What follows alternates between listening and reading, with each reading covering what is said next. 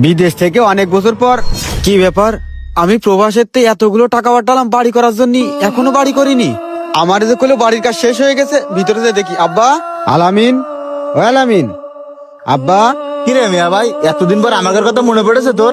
ভালো আছিস তুই? আমাদের কারোর কোনো কিছু না জানায় হঠাৎ করে কিরকম বাড়ি চলে আসিস তুই? হ্যাঁ, আমি ভালোই ছিলাম, কিন্তু বাড়ি আসার পরে আমি বাড়ির পরিবেশ দেখে ভালো নেই।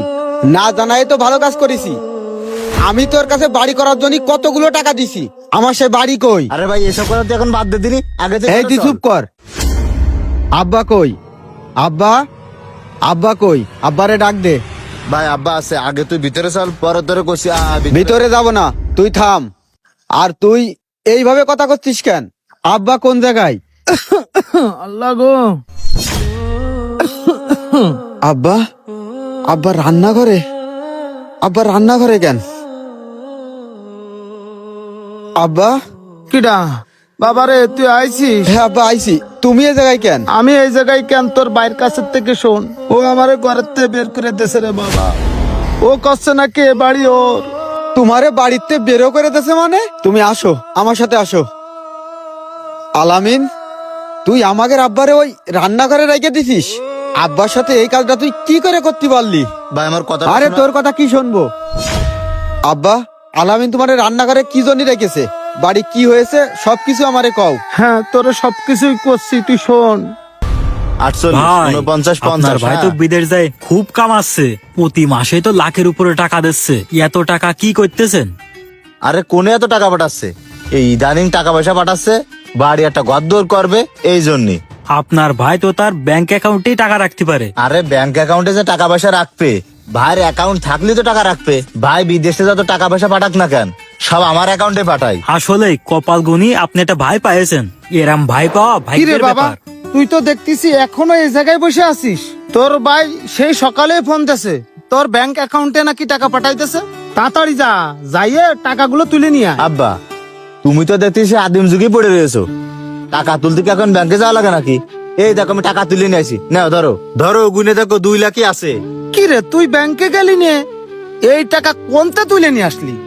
আব্বা, নিজের টাকা খরচ করে গাড়ি ভাড়া দিয়ে এরপরে ব্যাংকে যায় সিরিয়ালে দাঁড়ায় টাকা তোলার জোগাড় নেই। আপনার কথা তো কিছুই বুঝলাম না। ব্যাংকে না গেলে টাকা তুলবো কি করে? আরে পাগল, বুঝলি নে? শোন, কুইক পে টেলিকম অ্যাপস এর মাধ্যমে ব্যাংক থেকে খুব সহজেই নগদ, বিকাশ ও রকেটের মাধ্যমে তোর টাকা তুই সহজে তুলতে পারবি। আরো সুবিধা আছে, শোন, তুই তো একজন ব্যবসায়ী, তোর ব্যবসার যত হিসাব নিকাশ না, এই কুইক পে অ্যাপস এর মাধ্যমে সব হিসাব নিকাশ রাখতে পারবি। আরো মেলা সুযোগ সুবিধা রয়েছে। তোর বাড়ি নেটের বিল দিতে পারবি, কম খরচে এমবি ইন্টারনেট কিনতে পারবি, তারপরে তুই গ্যাসের বিল দিতে পারবি, তোর বাড়ির বিদ্যুৎ বিল দিতে পারবি। সব রকম সুযোগ সুবিধা এই অ্যাপস এর ভিতরে আছে। ও ভাই, তাহলে এই অ্যাপসটা কোথায় পাবো?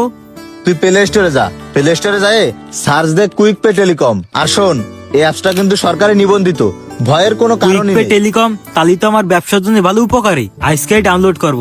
তাহলে থাকেন ভাই, আমি চলে গেলাম, দোকানে আচ্ছা, কেউ নেই। ঠিক আছে আব্বা, এই হ্যাঁ। টাকাগুলো নিয়ে ঘরে যাও। আচ্ছা ঠিক আছে।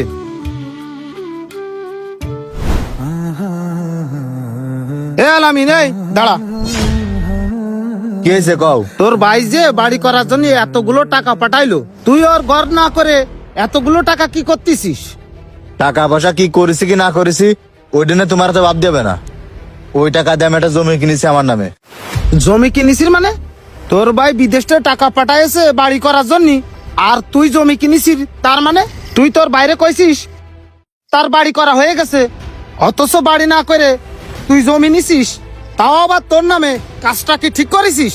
শোন, তোর কিন্তু এই বাড়ি জায়গা হবে না, একদম বাড়িতে বের করে দেব। এই বাড়িতে তুমি আমার বেরো করে দিবা? এই বাড়ি তোমার নামে থাকলে তুমি আমার বাড়িতে বেরো করে দিবা? এই বাড়ি এখন তোমার নামে নেই, এই বাড়ি এখন আমার নামে। তুমি কি ভুলে গেছো যে তুমি নিজ হাতে সাদা কাগজে সই করে এই বাড়িটা আমার নামে লিখে দেছো? কি মনে পড়ে কিছু? কি মনে পড়েছে? আর তুমি আমার বাড়িতে বেরো করে দিবা না? শোনো, আজকের পরেতে তোমার এই ঘরে জায়গা নেই, ওই রান্নাঘরে তুমি থাকবা। আজকের পরে যেন তোমার না দেখে এই ঘরে উঠবি। বাবারে, সবই তো শুনলি, তোরে ভাই আমারে ঘরের থেকে বের করে দিয়েছে। আজ 2 দিন আমারে খাতিও দিনি, এই বয়সে আমি কারো দুয়ারও যেতে পারিনি। আলামিন, তুই আমাদের আব্বারে ওই রান্নাঘরে থাকতে দিছিস, এই ঘরেতে বের করে দিছিস? তোর বুকটা একবারও কাঁপে উঠলো না ভাই? তুই আমার ভাই, তোরে আমি বিশ্বাস করে লক্ষ লক্ষ টাকা পাঠাইছি বাড়ি করার জন্য। তোর কাছে আমি যখনই কল করেছি তুই আমারে কইছিস ভাই বাড়ির কাজ প্রায় শেষ হয়ে গেছে। আর আজকে আমি দেশে এসে দেখি আমাদের আব্বার ওই পুরনো বাড়িটাই আছে। আমি তোর কাছে যে টাকাগুলো পাঠাইছি বাড়ি করার জন্য, তুই সেই টাকা দিয়ে আমার বাড়ি না করে তুই তোর নিজের নামে জমি কিনেছিস।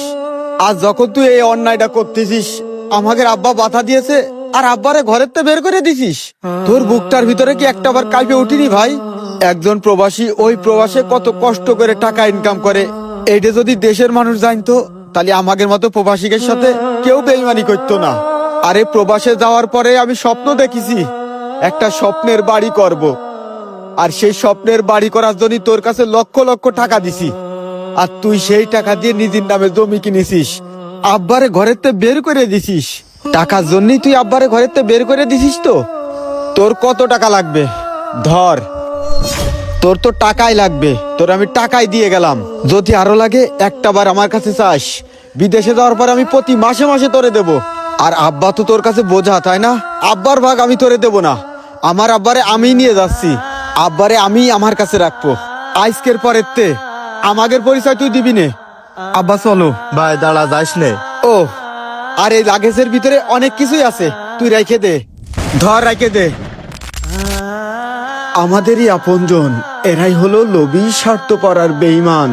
আর লোভী স্বার্থপর এই বেঈমানির যুগে ছেলে বাপকে চিনে না, বাপ ছেলেকে চিনে না। আপন ভাই হয়েও ভাইয়ের সাথে বেঈমানি করতেও ছাড়ে না। এভাবেই আপন মানুষগুলো মুহূর্তেই বদলে যায়। ভিডিওটি কেমন লাগলো একটি কমেন্টস করে জানাবেন এবং শেয়ার করে দিবেন। ধন্যবাদ।